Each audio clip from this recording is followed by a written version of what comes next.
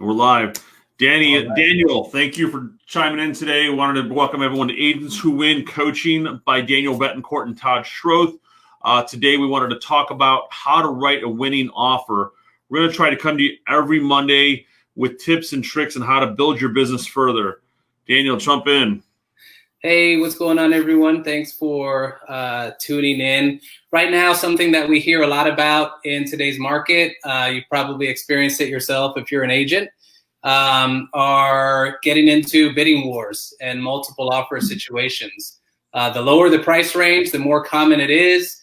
The higher the price range, the less common it is, but it's very common right now. Obviously, interest rates are low, so lots of buyers are out there shopping.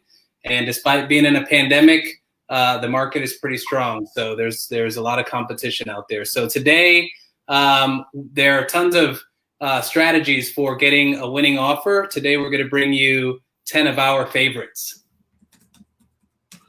So let's roll with number one. So number one would be to minimize contingencies. Todd, you and myself, we do a lot of listings and we review offers in these multiple offer situations very often. And sometimes you get agents out there that are writing in all kinds of contingencies for all kinds of unlikely events. And that just makes the offer seem less attractive. So you want to make your offer as clean as possible, reduce the amount of contingencies on there. And all of those periods, you want to shorten those as much as possible as well. So let's talk about some of those contingencies. I was just writing some notes earlier. Some of those are, not even contingencies, just add-ons is what I was calling them, like home warranties and closing costs and other stuff like that. It's really about bottom line, I think, for a lot of sellers, but also terms. Right. So what are, I have the common one come up, appraisal contingency. Right. They put it in there, and a lot of times I feel that the appraisal contingency can be overcome by the financing letter if it's within a timely fashion. Right. Unless you're getting someone who's going to be willing to pay over and above appraisal, then that's where you get a different story. So what are your thoughts on that one? Right. Being kind of overly redundant with some things. You've got a financing contingency. You've got an FHA rider that protects the buyer for an appraisal. Then you add on an appraisal contingency, and in the special remarks, you say, contingent on property appraising for the contract price. So a lot of that is extra fluff. It shows more professionalism if your contract is more concise. And the experienced listing agents know that the terms are in there to protect the buyer in a certain scenario. And if your buyer is willing to pay a few $1,000s over the list price, those appraisal contingencies are working against the buyer because, a lot of buyers out there, I see offers on a regular basis saying, hey, my buyer is willing to pay $10,000 over your list price as long as the property appraises for X amount. So I would remove some of those contingencies and other things that are covered by, title, contingent upon, closing out a permit for something that is about to be completed anyway, or something that title's going to make us do anyway. I just make your offers clean and concise, in my opinion. We have the, in Florida, I'm not sure what the rest of the country's like, but we've got the lien search, which they do a lien search in the property. And sometimes people want it like cleared out if there's any expired permits or open stuff that's out there. Obviously, anything with the HOA is going to be cleared out. You get a lot of roofing permits that have expired 10, 15 years ago.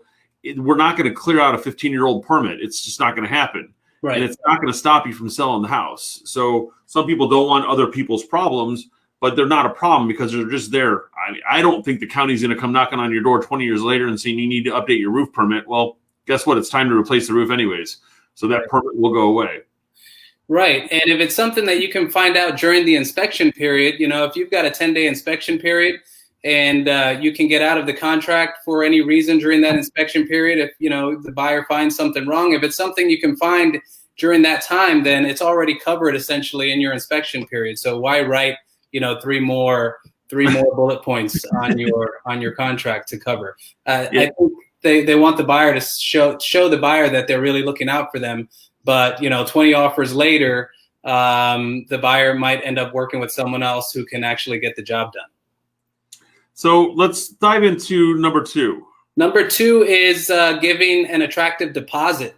So have you ever gotten an offer with like a $500 deposit or $1,000 deposit, or you get 15 offers and you get several of them with $1,000 deposit on a $300,000-$400,000 home?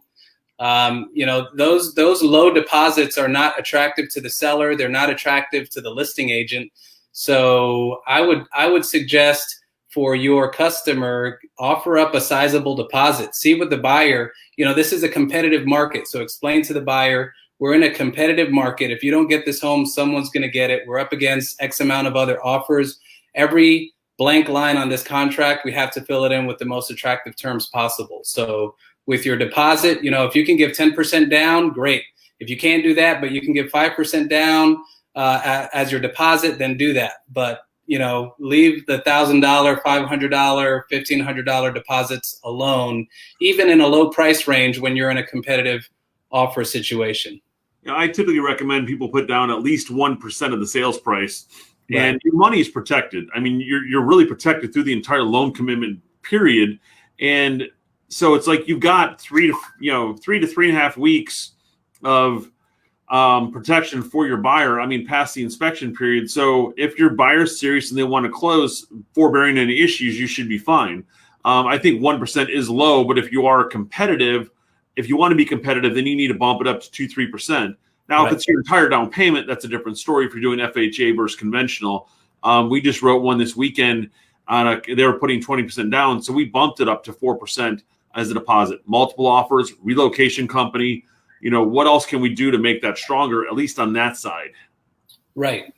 So exactly, as long as your deposit's protected and all the other terms of the contract are written properly, the deposit's protected. So just be generous and make your offer attractive. You only have that one shot to make a great first impression.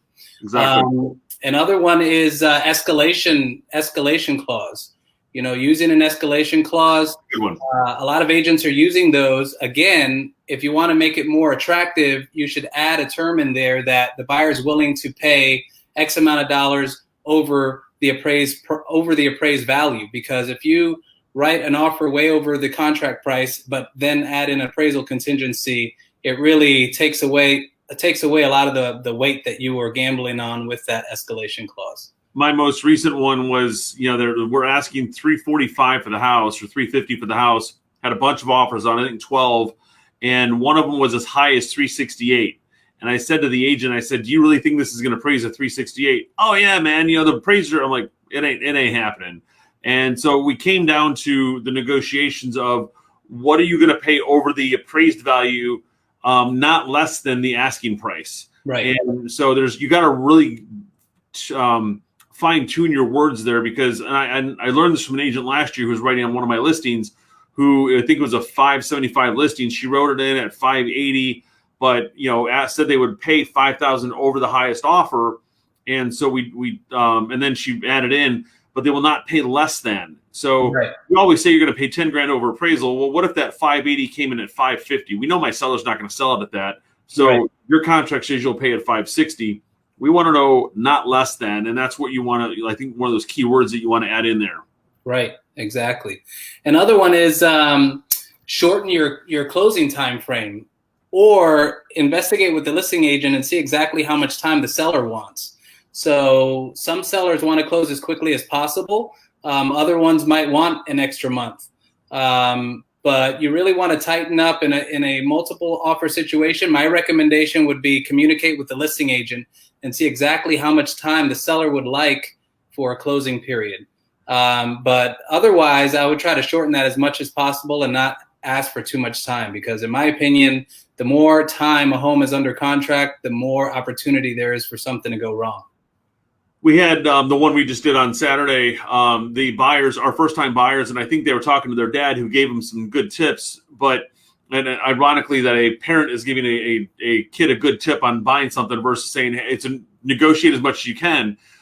He said, if they need more time in the house after closing, we're willing to give them a month to 3 months. We're okay with that.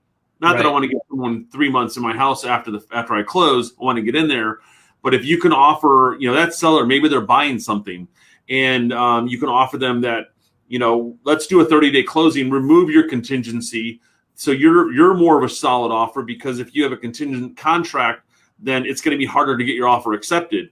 So say, look, we're going to close before, and we're going to have an opportunity to stay in our house beforehand, and then we can get the next one closed. And if we lose that, we still have time to find something else. Right. That's one of them that I wanted to talk about today, which is offer post-occupancy. Yep. So it's really important. If you do post-occupancy, a lot of realtors shy away from it. I know a lot of brokers are probably cringing at hearing that right now. But on one of my most recent transactions, I had it written up specifically by an attorney to make sure that it was done legally and properly, which I recommend, anyone doing post-occupancy, pre-occupancy, do that, communicate with an attorney. But I had a scenario where my sellers had to buy something, and their offers were going to be looked at less favorably if they if their offer was contingent on the sale of their home. So the best solution for that scenario, we had a cash buyer, we had multiple offers on their home, and we had multiple full price offers on a 500 plus home. And I told one of the agents, if you really want your offer to be looked at favorably, let's close in 2 weeks, and then just let the sellers occupy the home 30 days after closing. And I think, that would be what it would take in order for them to accept your offer over the other ones, which are very, very similar to yours. And I think that's where it really comes down to what the terms that you're offering, because it's not always price. It's not always, price, condition, location, obviously are the three key things that are going to sell a house. But to get your offer accepted, it's terms. And that closing in 2 weeks, offering post-occupancy, things like that are going to get your offer accepted quicker. That's right. Another one is communicate with the listing agent. I mean, how many times have you had 10 offers on one of your listings and you spoke to none of the agents? And sometimes a couple of the agents, so you feel a little comfortable with them because you know them, and you would expect that their buyers are pretty solid. But it goes a long way for you as a buyer's agent to call the listing agent, speak with him, let him know that you're an actual person, not just shooting out multiple offers for the same buyer, and really let them know that you're persistent, you're a hungry agent, your buyer's really well qualified, you're going to do everything possible to make the transaction smooth on the buyer side, and you really look forward to the opportunity of working with the listing agent. If you have to stroke that listing agent's ego a little bit, go for it. Like whatever it takes. You're trying to get a home for your customers. You're trying to get that one closed and not have to spend another 20 hours home shopping for the same customer when it could be done. We had one of our team members, Don, had recently done one, and he reached out to the listing agent. It was multiple offers, of course, and so he got on video text and sent them an email. Hey, John and Mary, this is Don. I just wrote an offer for my buyers. They're excited about the property. Sent them a text message with a video. Sent the offer with a video. Called up a couple hours later, make sure they got it with a video. And he got the offer accepted. Those agents called him after the fact to say, we got to step up our game on presenting offers, because what you did got your offer accepted. That's right. So that's over communicating, and they were excited, to have that. You don't need BombBomb. You don't need any of these, the video programs to do that. If it's just a quick video text, 30 seconds to a minute long, do a quick introduction, introduce your lender while you're on that video. Right. So they can all get that. One follow-up to that, Danny, is the lenders too. Get your lenders to call the listing agents and talk about their process, and the buyer's qualifications, what's been submitted, things like that. That's right. If the listing agent gets a call from the lender, that listing agent's going to know that the lender specifically knows about this property that the buyer's making an offer on, and it just makes that buyer that much more attractive. I've had lenders where I've called them, just to check on the buyer's qualifications, and they have no clue who I'm talking about. They haven't heard from that buyer in 2 months, and they ever wrote that approval letter. So that's disheartening. It is. Or they don't even call you back, and it's like, I need to get to my lender and say, look, hey, Johnny, I've got a buyer. We're going out looking this weekend, so please call this agent, let them know we're submitted, or we're hot and heavy this week. So just be prepared for a call from us and or a listing agent. And I'm texting my lenders saying, hey, get a call from this. If you're busy, step out, because we need this accepted, because it's our 5th contract. Right. So if you're shopping for a lender out there, that's one of the questions you should ask that loan originator is, would they be willing to call the listing agent, in those times where you have a competitive offer situation? Would they be willing to call on behalf of the buyer just to support the buyer's offer in those situations? It goes a long way. One of my new recent preferred partners that we were working with, I met him about 5 years ago, and I think about 4 years ago, we got an offer in on one of our listings, and he actually called, and that's how we connected, and that's how he became one of our preferred partners, because what he did there, and that stood out compared to a lot of our lenders that we know don't do that. I mean, nobody on the team even does. So I was kind of impressed. To any lenders watching, it helps, and you're the agents that bring you customers. You'll impress them in the process as well. Yep.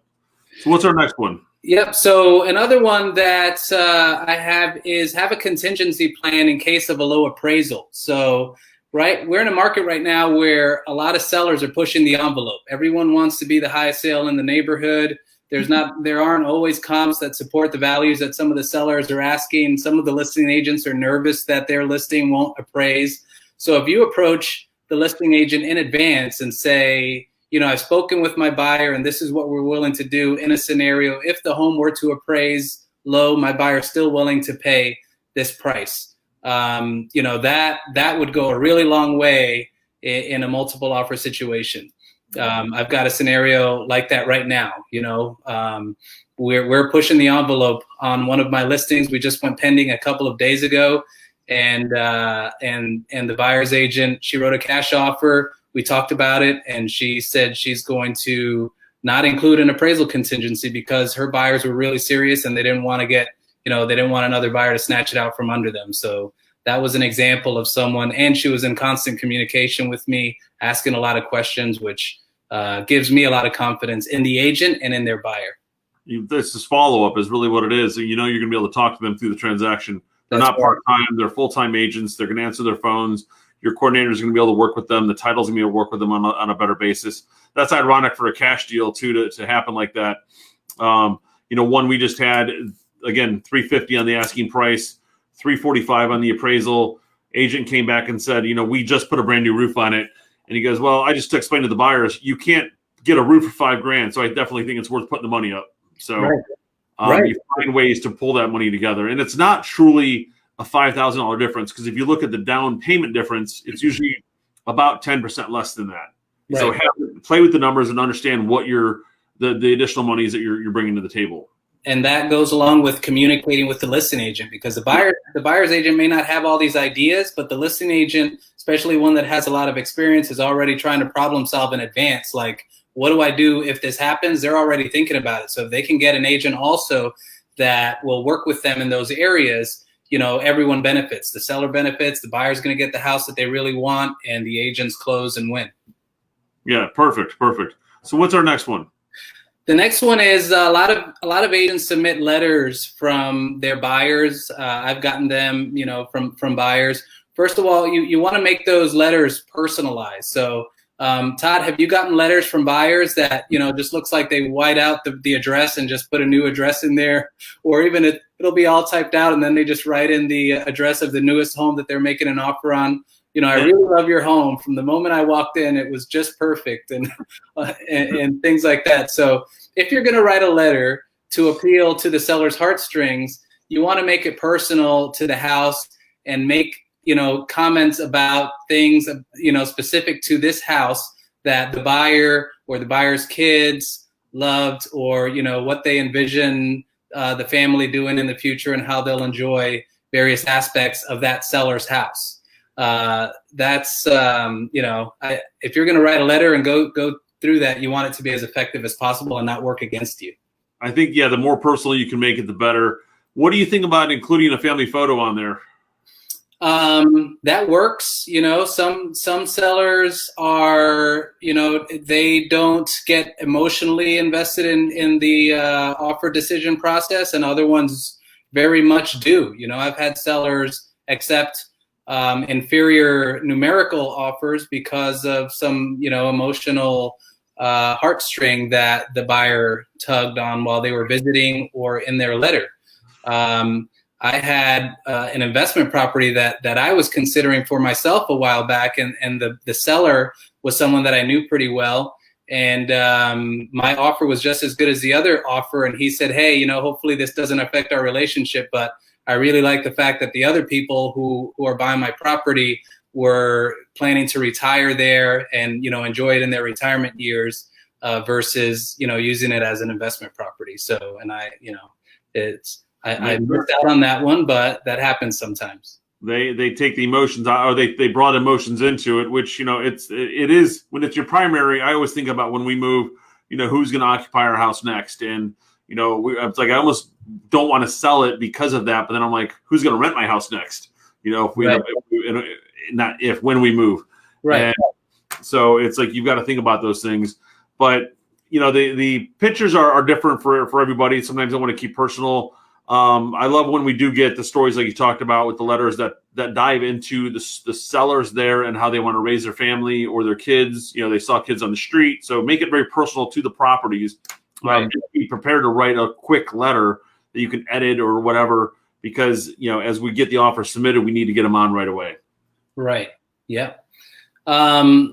Number 10 is, you know, if you're writing one of these letters, just identify something unique about the house that really appealed to the buyer. I think that's great. Daniel Bracho on my team, he's really good at doing that. You know, I've seen some of the letters that he's helped craft for his buyers, and he's awesome at getting offers accepted in multiple offer situations. So, you know, sometimes it's as basic as, you know, I noticed that you all love French bulldogs, and my buyer loves French bulldogs, and she has a French bulldog, or she's planning to get a French bulldog, and this yard would be perfect for her French, something like that. I mean, there are people out there that you can walk through a house and really see what the homeowner is passionate about oftentimes. And if the buyer sees eye to eye on that, why not use it? And I wanted to mention, this is a collaborative effort. So anyone who is watching this video, there are lots of other, you know, we could sit here probably for another half hour and brainstorm on another 30 things that you could do, but I'd love to see what the viewers out there have been doing or what they suggest in the comments in the video. That would be awesome. Yeah, if you guys, if you're commenting after we're done live, please post your questions. We'll be happy to chime in after the fact and put some stuff in there. If you want to dive into some one-on-one strategies on an offer, happy to do that as well. Was that all 10 that you had? That's 10. Yep. Okay. My last one I wanted to throw in there was offer deadline. Someone brought this up on another group, and normally we put 24 to 48 hours. Mm-hmm. Do you think about putting a 3 or 4 day deadline for the offers to get accepted? Because if it's Friday and we're waiting till Monday to look at offers, but I put a 24-hour deadline on it, technically the Sunday, the thing's dead. And so seller's going to respond on Monday and he doesn't respond to me, it's because my offer expired. So, you know, put a 4-day deadline if you know you're in a multiple offer situation, and you can always pull your offer back if you guys find something else. Right. Yeah, that's a great one. You know, that's an example of just tightening up your contract, and that just gives the seller takes a little stress off their back. Yep, and know that their offer is still valid, because I've had some that only want to wait till Saturday at noon, and then all of a sudden they realize, hey, we want to get back into that offer game, and I'm like, sorry, we've already accepted one. You know, when they realize they should not have backed out when we asked them if they're going to extend or not. So definitely keep it out there. You know, another one that I've seen buyers do is if the buyer, you know, some buyers out there, they have the cash to purchase a home, but they don't want to use it. You can make your offer not contingent on financing. Even though you're planning to get financing, you can show proof of funds, and you can make your offer, take away the finance contingency, and just, you know, make the offer that way. A cash offer is always going to reign supreme over finance offers. So if you have one without a finance contingency, to a lot of listing agents, to them, it's the same as cash. Yeah, exactly. And then if you run your 30-day contract, gives your lender plenty of time to do stuff, explain that you may be getting a loan on it, but we've got the money to pay if we decide to switch. So, well, everyone, I appreciate you tuning in today. We'll be back on Friday with my show. And then we've got Rebecca and Jose Soto coming on, talk about married and real estate. We'll be back again on Monday to bring some more coaching tips coming soon. We'll give you the topic. All right. Take care. All right, guys. Thank you.